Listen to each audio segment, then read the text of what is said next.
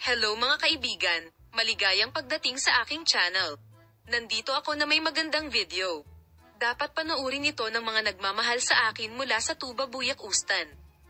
Si Tugba Buyak Ustan, na kamakailan lamang ay nagbida sa huling serye, ay nagsabi na siya ay palaging may mga limitasyon sa pag-arte at ipinaliwanag din ang kanyang pananaw sa aesthetics, na isang paksang madalas na pinag-uusapan. Si Tuba Buyak Ustan ay nakita sa nakaraang sanggol.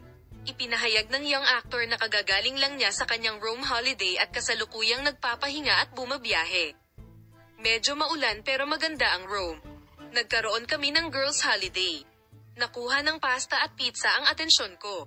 Medyo tumaba kami, pero ginawa agad ang sports. Nagbabasa ako ng script. Sinimulan kong i-enjoy ng husto ang bagong taon. Sabi, kung ito ay magsilbi sa senaryo, gagawin ko ito. Nasa Berlin ang pangalan ng aking mga sikat na karakter, na sumikat muli sa kanilang ambisyosong eksena sa teleseryeng Between the World and Me.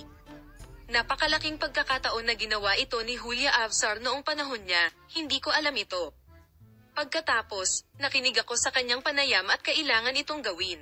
Kung ihahatid nito ang senaryo sa isang lugar at hindi ito kinakailangan, tapos na ito. Kung magiging mainstream ang ganyan, ayoko na mag-play ng ganyang eksena kasi mga bata rin ang manunood. Tuba Buyak Ustan, pabor ako sa pagiging natural. Ang artista na tinatanong ang opinyon tungkol sa aesthetics ay kaedad ko. Lahat ay may kanya-kanyang kagustuhan. Bilang artista ako, ang mga ekspresyon ng mukha ay kumakatawan sa mga alaala at karanasan. Ayokong sirain ang mga ito. I'll be honest, I don't find it natural to have plastic surgery at a young age. Nagbago ang konsepto ng magagandang babae sa social media. Ilong, kilay, slanted eyes, lahat magkamukha. Mayroon din akong mga kaibigan na gumawa nito, ngunit mas pabor ako sa pagiging natural. Aniya, dapat manood ng ganito ang mga nagmamahal sa akin. Hindi ako pabor na magbago. Ipaubaya sa akin ang pribadong buhay ko. Si Tuba Buyak Ustan, na ang pangalan ay Engine Acurectly saglit, ay nagtanong tungkol sa kanyang buhay pag-ibig.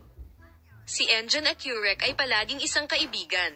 Ipaubaya mo sa akin ang private life ko, period, baka may tao. I don't like to share my private life very much, Aniya.